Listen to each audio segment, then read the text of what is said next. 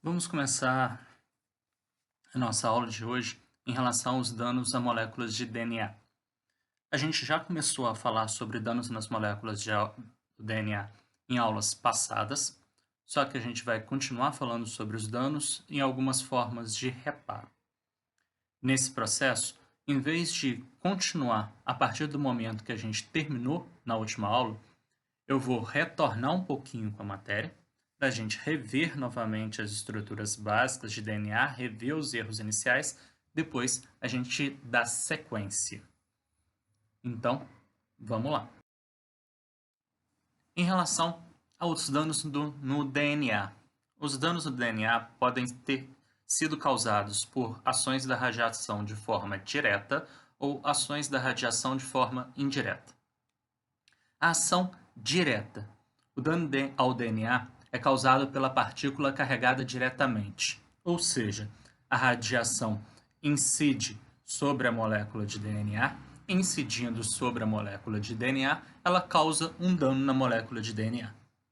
Nesse dano, tem diversos danos possíveis, como a gente vai ver futuramente. Tá? Tem predomínio de radiações com alto LET, ou seja, radiações com grande capacidade de mudar moléculas, radiações com grande quantidade de energia.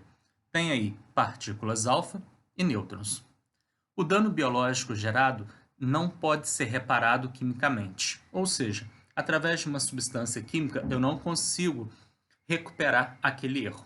Então, ação direta, eu vou ter uma radiação incidindo diretamente sobre a molécula de DNA, e essa radiação, que contém uma grande quantidade de energia, partículas alfa ou nêutrons, vai ser capaz de causar o dano de forma direta à minha molécula de DNA. A gente tem a ação indireta também. A partícula carregada interage com outra molécula, muda essa outra molécula, e essa outra molécula é que causa dano ao DNA.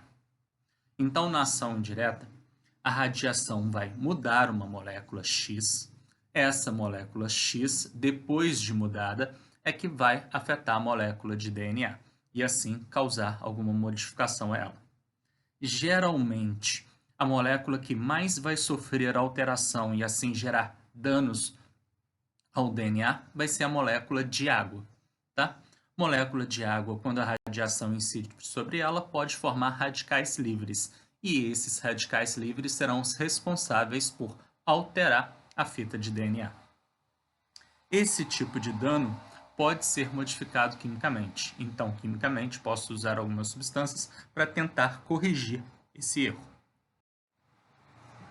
Na ação indireta, então, que é uma das mais comuns para o nosso organismo, a gente vai ter, geralmente, uma molécula sendo modificada. Essa molécula, maioria das vezes, a água. O que vai acontecer? Moléculas de água vão receber energia, uma grande quantidade de energia proveniente da radiação. Quando a molécula de água recebe uma grande quantidade de energia, ela sofre um processo chamado de ionização da água. Nesse processo, alguns elétrons são liberados. Acontece que a água agora, depois de ter liberado os elétrons, ela se torna positiva. E eu passo a chamá-la de íon ou radical livre, que é uma molécula altamente reativa. Ela é reativa com outras moléculas de água. Reagindo com outras moléculas de água, ela pode formar H3O e OH, que é um radical hidroxila. Esse radical hidroxila é que é o grande responsável por alteração nas moléculas de DNA. Então, novamente, o processo todo com calma novamente. Então, sobre a ação indireta, moléculas vão receber grande quantidade de energia. Energia é essa proveniente da radiação. Geralmente, a molécula que vai receber grande quantidade de energia no nosso corpo é a molécula de água. Essa molécula de água, como eu estou marcando aqui para vocês, essa molécula de água, ao receber uma grande quantidade de energia, sofre o processo de ionização. Quer dizer que eu perco elétrons. Então, a molécula de água vai perder elétrons. Só que se a molécula perde elétrons que tem carga negativa, a molécula de água passa a ter uma carga positiva. Então, ela passa a ter uma carga positiva a partir daí. Essa molécula de água com carga positiva, eu vou chamar de íon, que é um radical livre. E ela é altamente reativa. Ela vai reagir com quem? Outras moléculas de água. Ao reagir com outras moléculas de água, pode formar o H3O e o importante para a gente, formar o OH-. OH- corresponde a um radical hidroxila. Ele vai ser responsável por 2/3 dos danos ao DNA causados por exames de raio-x, por exemplo. Então, esse seria o exemplo básico da ação indireta. De forma básica, então, a gente tem energia chegando até a molécula, a gente tem fotoincidente, então. Através da ação indireta, então, gero radicais livres. E esses radicais livres é que levam a quebras de ligações químicas do DNA, causando o efeito biológico. Então, energia chega até moléculas, energia chegando até moléculas tem a formação de radicais livres. Esses radicais livres é que vão atuar sobre a molécula de DNA, quebrando algumas ligações químicas da sua estrutura. Ao romper essas ligações químicas, eu tenho danos no DNA. Se o DNA foi lesado, ou seja, foi danificado de alguma forma, de acordo com a região que ele foi danificado, eu vou ter um efeito biológico. Ou seja, vai se manifestar de alguma forma. Por exemplo, se o dano foi causado na proteína que no gene que produz uma proteína relacionada com o nosso sistema digestório, digestão de gordura. Então, não vou conseguir mais produzir essa proteína, consequentemente, vou ter prejuízos sempre que ingerir gorduras. Esses danos nas moléculas de DNA podem acontecer de diversas formas diferentes. Como diversas formas diferentes? No exemplo abaixo, tem uma imagem da fita de DNA. Aí tem algumas formas de erro que eu posso ter. Dessas formas de erro que eu posso ter, eu posso simplesmente tirar a estrutura de uma base nitrogenada. Então, aqui onde eu estou marcando agora, nesse ponto, deveria ter aqui a base nitrogenada adenina. Lembre, timina liga com adenina. Só que eu não tenho adenina aqui. Por causa de uma quebra de ligações químicas do DNA, a adenina pode ter sido retirada. No caso, a adenina tendo sido retirada, eu tenho um dano. Então, posso retirar a base nitrogenada. Posso simplesmente fazer uma ligação errada, como acontece aqui.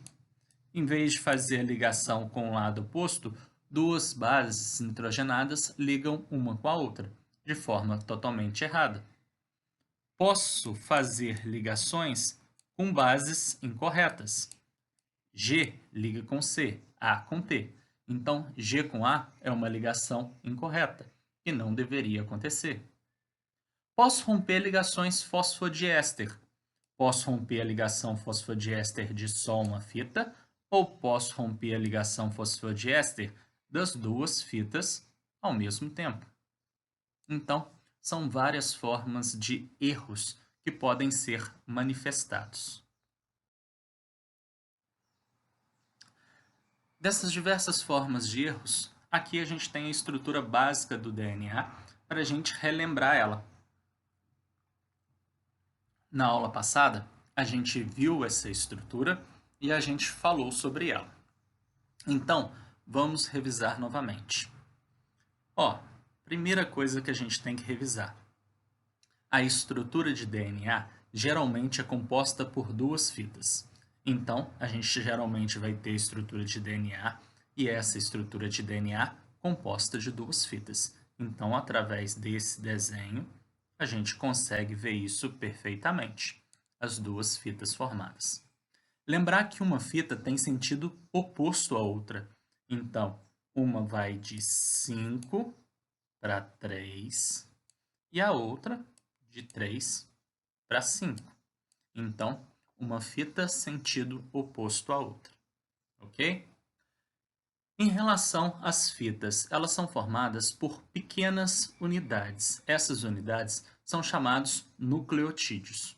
Então, a gente vai ter pequenas unidades chamadas de nucleotídeos e esses nucleotídeos formam a estrutura da fita de DNA. Quer dizer, se eu pego essa estrutura, corresponde a um nucleotídeo. Acima, eu tenho outro nucleotídeo. Então, um nucleotídeo marcado em amarelo, outro nucleotídeo que eu acabei de marcar em vermelho. A união de vários nucleotídeos faz com que eu forme a estrutura da fita de DNA. Cada nucleotídeo é formado por 3 partes. O grupo fosfato dá para ver, vamos marcar ele aqui numa cor mais clara. Vou colocar ele em verde. Então, o núcleo fosfato está aqui em verdinho, no desenho superior. Esse é o grupo fosfato. A gente vai ter, da estrutura do nucleotídeo, o açúcar. O açúcar vamos colocar em azul. Então, a gente vai ter estrutura correspondente ao açúcar. E a gente vai ter a base nitrogenada. Base nitrogenada, vamos colocar em roxo.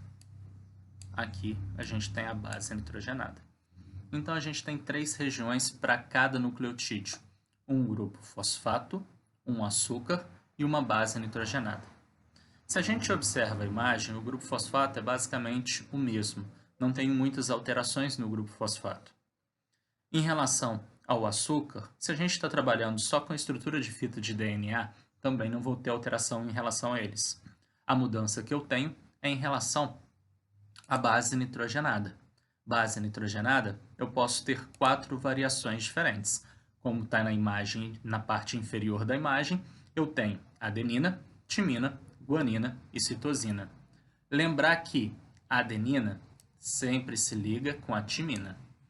Então, timina com adenina, citosina com a guanina, citosina com a guanina.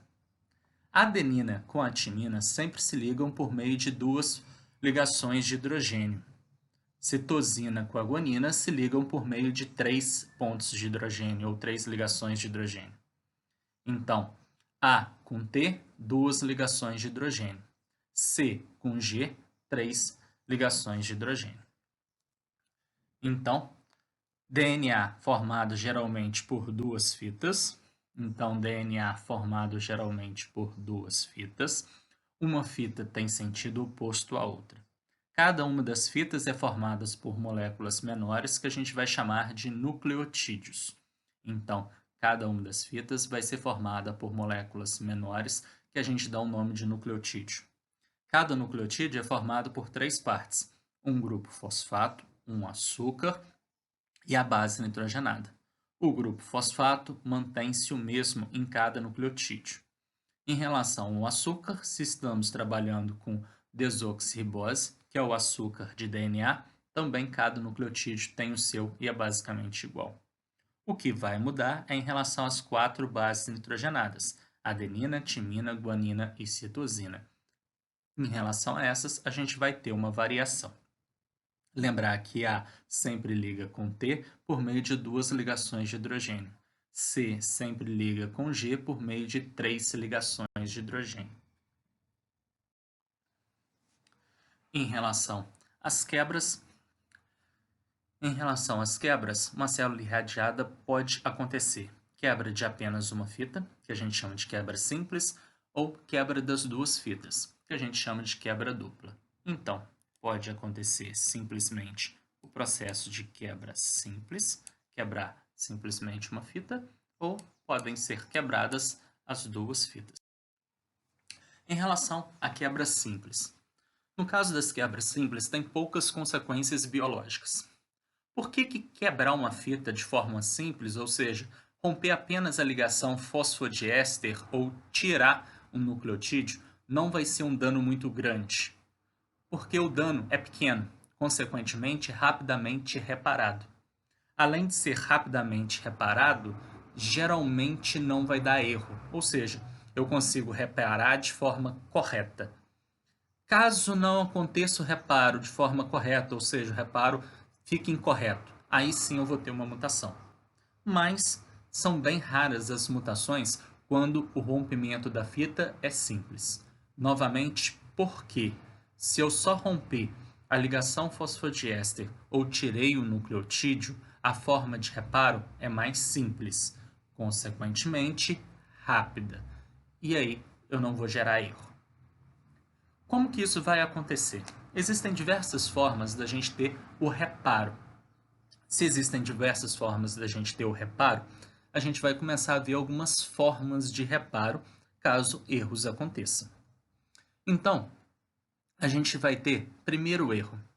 Nesse primeiro erro, por causa de alguma alteração no DNA, pode ser por causa de uma radiação que foi recebida, a molécula que se ligou está errada.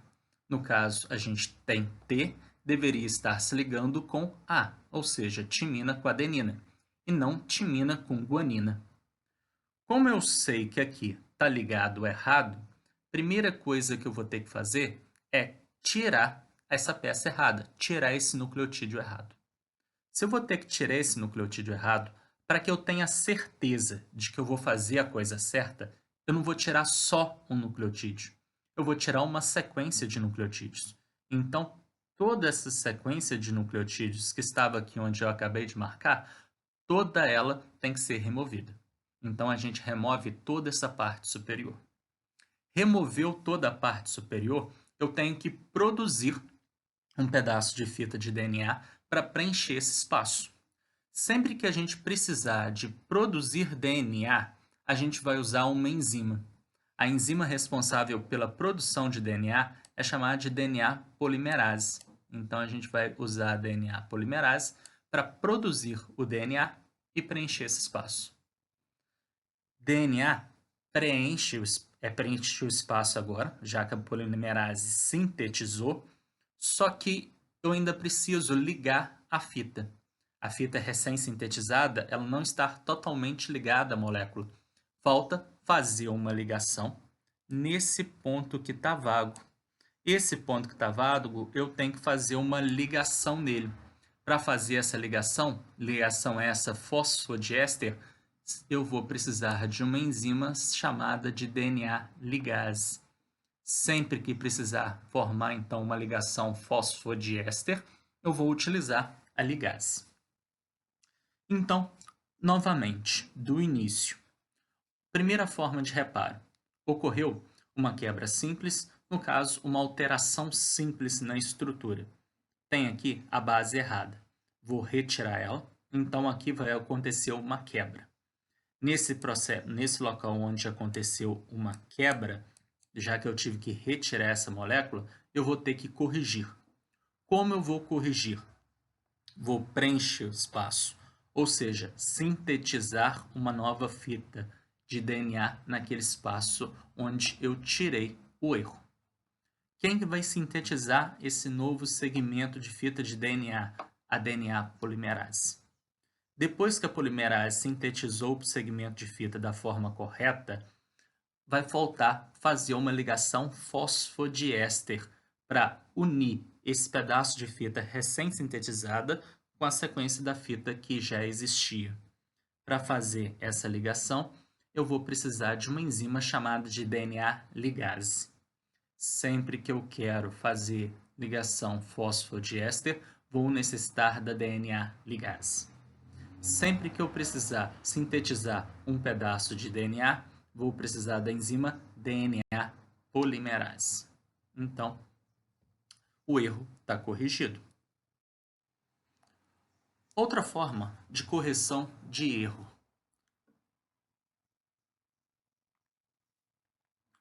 Por causa de radiação, por causa da radiação, pode acontecer ligação errada entre timinas. Então, por causa da radiação ultravioleta, eu posso fazer com que timinas se liguem de forma errada, como está demonstrado no primeiro gráfico que eu estou marcando para vocês. Então, aqui ocorreu a ligação errada.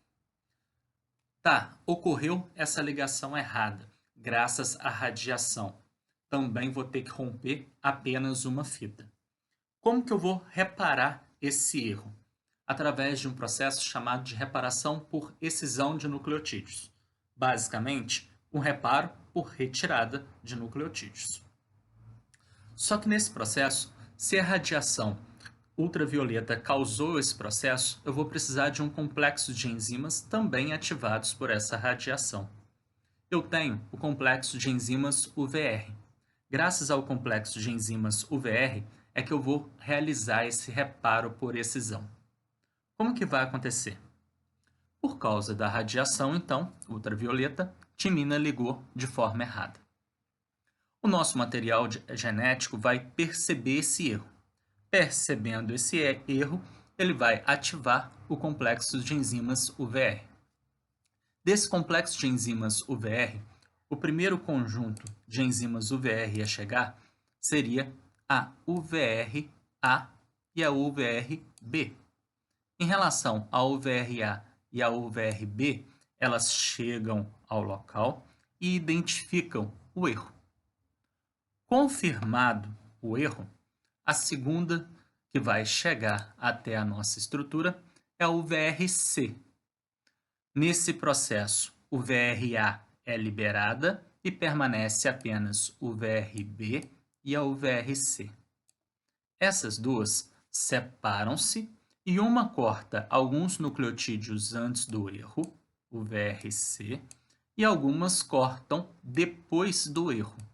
Então, basicamente, elas cortaram a fita, ou seja, romperam as ligações fosfodiéster um pouco antes do erro, o VRC, e depois um pouco do erro, o VRB. Nesse processo, só falta a última parte. Depois que essas duas UVRs, C e B, cortaram a estrutura de fita simples, eu vou precisar de uma quarta UVR, que corresponde ao UVRD, e essa UVRD vai fazer com que as ligações de hidrogênio sejam rompidas, e assim o segmento da fita possa ser retirado. Retirei o segmento errado. E agora para sintetizar uma nova fita. Para isso a gente já aprendeu. Se eu vou sintetizar uma nova fita, DNA polimerase. Então, essa enzima vai sintetizar a nova fita. Preciso refazer as ligações de hidrogênio. Então, utilizo a DNA ligase. Aí, as novas fitas são feitas corretamente. Novamente, reparo por excisão de bases, desde o início, então. Por causa de radiação ultravioleta, pode ocorrer alguns danos no nosso material genético. Nesses danos, um dos danos que podem ser causados, duas timinas, uma do lado da outra, como na primeira imagem em cima, podem se ligar. Se uma se liga à outra, eu tenho uma ligação errada aí, e eu tenho um erro na minha molécula de DNA. Se esse erro permanecer, quer dizer que esse segmento de DNA eu não vou conseguir utilizá-lo mais. Então não posso deixar que isso aconteça. Como que eu corrijo? Através da excisão de nucleotídeos. Ou seja, eu vou retirar os nucleotídeos errados. Então vou ter quebra de uma fita e depois eu sintetizo a fita novamente. Como que eu vou retirar esse segmento? Primeiro, eu preciso identificar o erro. Quem que vai identificar o erro? Enzimas do complexo UVR. O VRA e o VRB vão identificar o erro. Identificado o erro, vai chegar mais uma UVR, a UVRC. Quando a UVRC chega, a UVRA é liberada. Fica apenas o VRB e a UVRC. A partir daí, eles já sabem, essas UVRs já sabem onde está o erro. A UVRC vai romper ligações fosfodiéster um pouco antes do erro. A UVRB vai romper ligação fosfodiéster um pouco depois do erro. Depois de rompidas ligações fosfodiéster, para que eu possa tirar o segmento onde está o erro, eu preciso romper as ligações de hidrogênio. Se eu preciso romper as ligações de hidrogênio, eu vou usar uma quarta UVR, chamada de UVRD. Essa UVRD rompe as ligações de hidrogênio. A partir daí, esse complexo UVR pode retirar o segmento que tem o erro. Esse espaço que vai ficar, preciso sintetizar uma nova fita de DNA nesse espaço de forma correta a partir de agora. Se eu preciso sintetizar um novo pedaço de DNA, vou utilizar a enzima DNA polimerase. A polimerase sintetiza esse novo segmento. Depois sintetizado o novo segmento, preciso refazer ligação de fosfodiéster. Se eu preciso refazer ligação fosfodiéster, vou necessitar da DNA ligase. E aí a estrutura está correta a partir daí. Outros dois mecanismos de controle de erro, ou seja, de correção.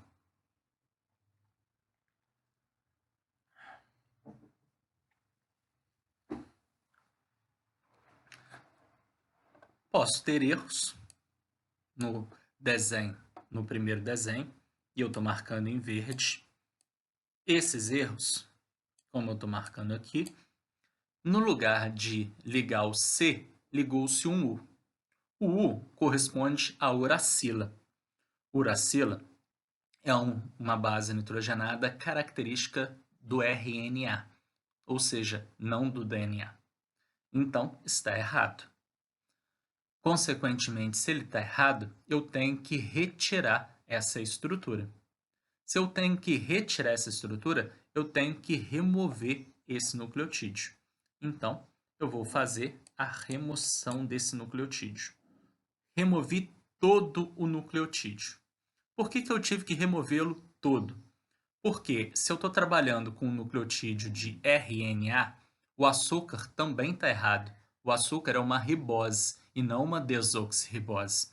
Então, basicamente, todo o meu nucleotídeo está errado. Se todo o nucleotídeo está errado, eu vou retirar toda a estrutura do nucleotídeo. Então, todo o nucleotídeo foi retirado.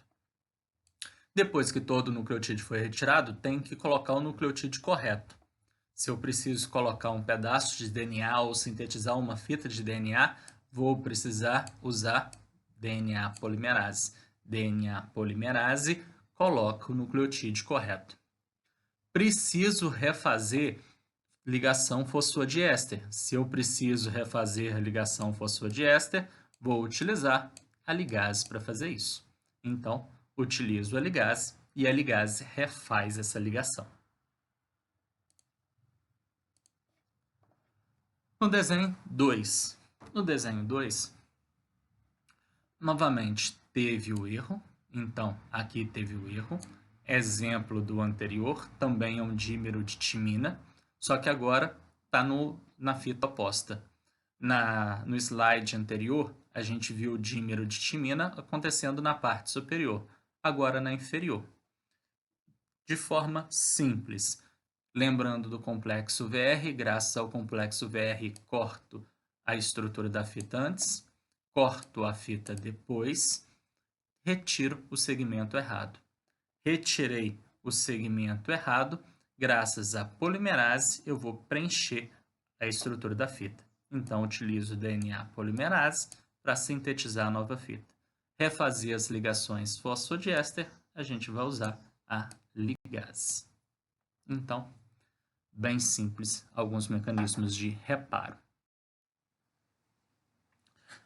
Uma das formas de reparo que a gente pode ter também por fotorreatividade enzimática é em relação à estrutura que a gente vai demonstrar agora. Basicamente, o que acontece? Quando a gente fala fotorreatividade enzimática, quer dizer que a enzima para trabalhar, vai precisar de luz. Então, aqui, para essa enzima trabalhar, eu também vou precisar de radiação ultravioleta. No caso, a fotoliase ela vai reconhecer o dímero. Então, a nossa enzima que vai trabalhar para fotorreativação vai se chamar fotoliase. Essa fotoliase reconhece o erro. Quer dizer que a gente tem a estrutura do DNA original. Graças à radiação ultravioleta incidindo sobre o DNA, a gente teve um erro. Esse erro eu preciso ligar a ele. Quem que vai ligar a ele vai ser a nossa enzima, fotoliase. A fotoliase, essa enzima que eu estou colorindo aqui para vocês, ela vai identificar o erro e vai ligar-se sobre o erro. Só que para ela corrigir o erro, para ela entrar em atividade, ela depende de uma coisa. Ela depende de absorver luz. Então eu preciso que energia incida sobre ela para que ela assim possa realizar a correção do erro. Então reparo por fotorreatividade enzimática. Eu vou ter fotorreativação. A molécula de DNA sofre um erro, ou seja, tem um dano causado graças à incidência de radiação sobre ela. Esse dano vai ser reconhecido por uma enzima, essa enzima chamada de fotoliase.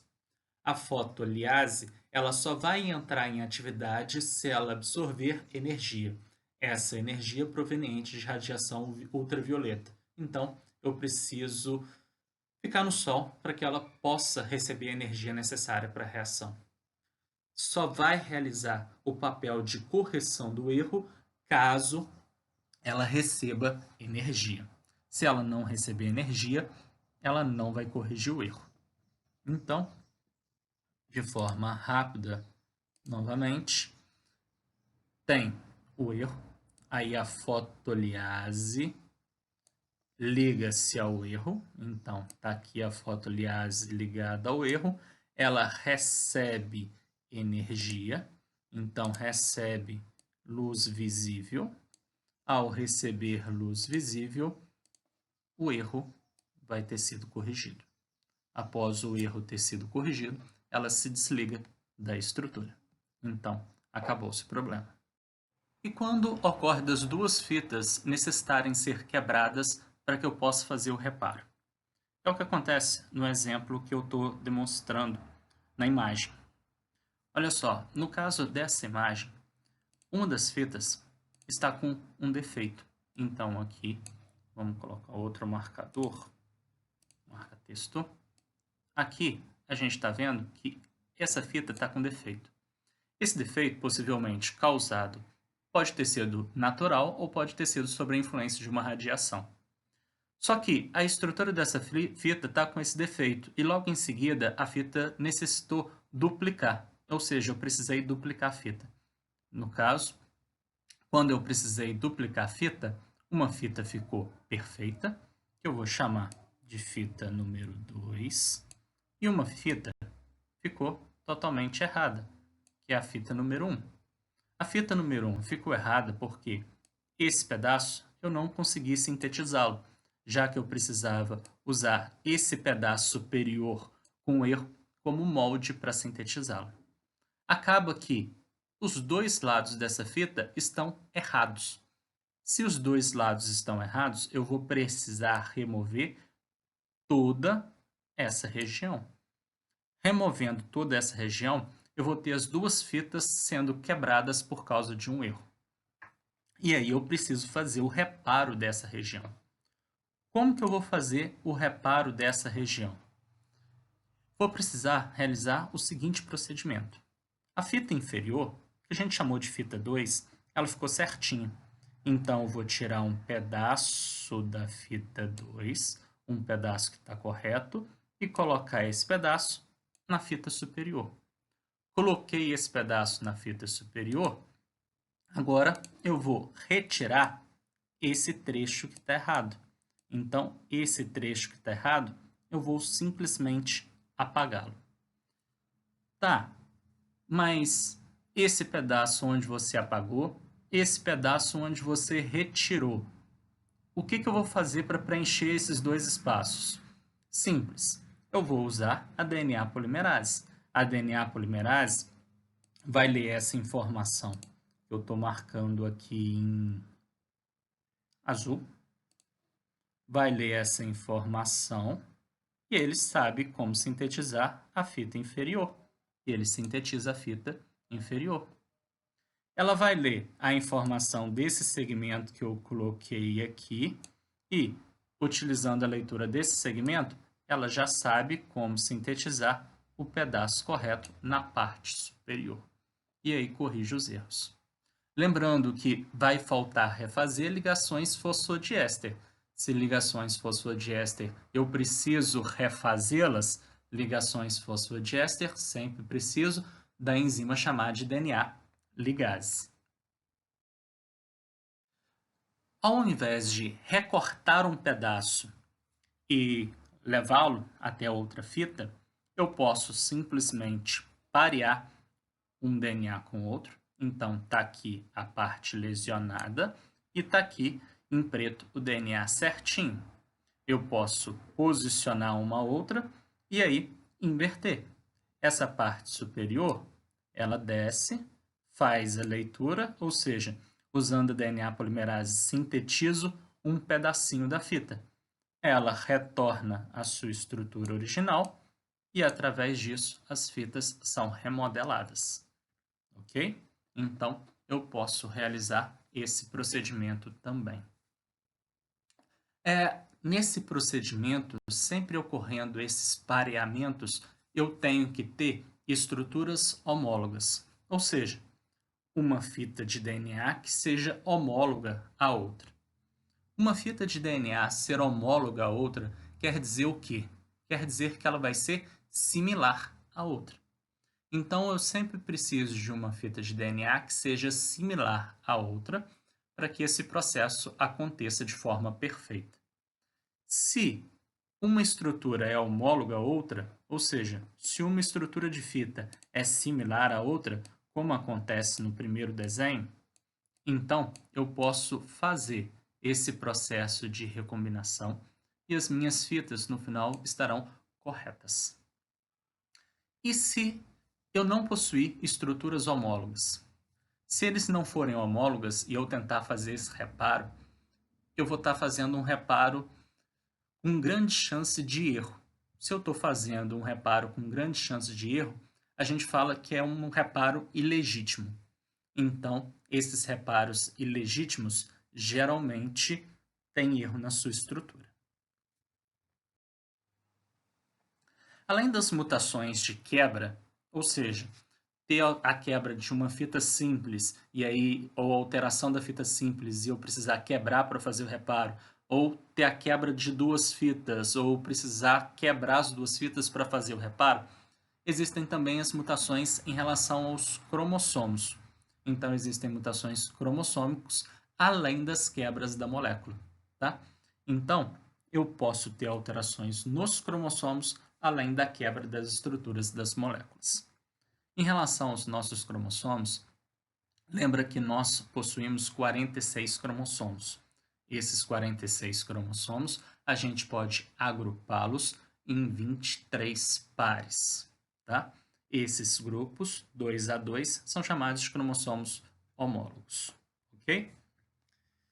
Para começar a entender um pouquinho dessas mutações em relação aos cromossomos, vamos conhecer algumas palavras. Primeiro, euploidia. Euploidia são mutações de grande porte. Então, euploidias a gente tem mutações de grande porte. Eu vou alterar uma grande quantidade de cromossomos. Então, eu vou ter alteração em grande quantidade de cromossomos quando eu tiver uma euploidia. Tá? Se nós temos 46 cromossomos e eles se abrigam 2 a 2, a gente fala que nós somos 2N. Então, nós somos diploides. Se eu tiver uma grande alteração e reduzir os nossos cromossomos pela metade, eu teria uma monoploidia. Se eu acrescentar estruturas a mais, eu teria estrutura 3N, triploidia. Só que no nosso organismo, mutações de grande porte não são aceitas. Se elas não são aceitas, quer dizer que nós só podemos ser 2N, diploides. Se eu alterar demais o meu material genético e ele for se tornar N, a estrutura morre. E se eu alterar demais e se tornar 3N, a estrutura também morre. Isso quer dizer o seguinte: eu tenho, então, a estrutura correspondente a 23 cromossomos.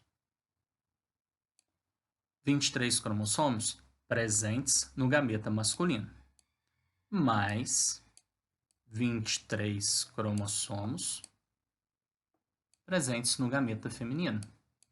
E assim eu vou ter o total 46 cromossomos. E se por um erro, em vez de vir 23 do homem, 23 da mulher, o gameta masculino ou o gameta feminino, ele vier sem nenhum cromossomo. Se ele vem sem nenhum cromossomo, quer dizer que sobra apenas 23. Se eu formar uma célula-ovo com 23 cromossomos, essa célula-ovo não vai se vingar. Então ela simplesmente vai morrer. Quer dizer que CN apenas não daria certo. E se acontecesse o seguinte? Na hora de ocorrer o processo de fecundação, viesse uma estrutura de um gameta com 23 cromossomos da mulher, 23 do homem, só que 2 espermatozoides conseguiram entrar. Então, teria mais outros 23 cromossomos. Se eu tenho outros 23 cromossomos, quer dizer que a minha estrutura vai ser um pouquinho maior. Vou ter um total. Vamos, só um minuto. Eu vou ter um total de 69. 69 cromossomos. Seria uma estrutura 3N. É possível no nosso organismo? Não. Também não é possível. Quer dizer que no nosso organismo, única possibilidade é a gente ser 2N. Então, nós só podemos ser 2N. Nós não podemos ser N, nem podemos ser 3N. A gente tem como única opção 23 cromossomos do pai, 23 da mãe, e assim o nosso material genético ser correspondente a 46 cromossomos. O que quer dizer 2 cromossomos de cada e a gente ser diploide. Em relação a outras mutações, também temos mutações chamadas de aneuploidias. Em relação às mutações chamadas de aneuploidias, as aneuploidias não são mutações de grande porte. Aneuploidias são mutações de pequeno porte. Nessas mutações de pequeno porte, eu altero poucos cromossomos. Alterando poucos cromossomos, geralmente no máximo 3 ou 4. Tenho aneuploidia do tipo monossomia.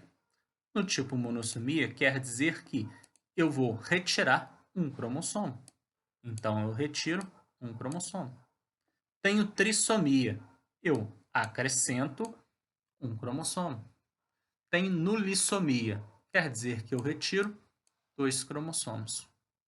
Então, euploidias são mudanças em grande porte que, no nosso organismo, se acontecer, não tem desenvolvimento do embrião.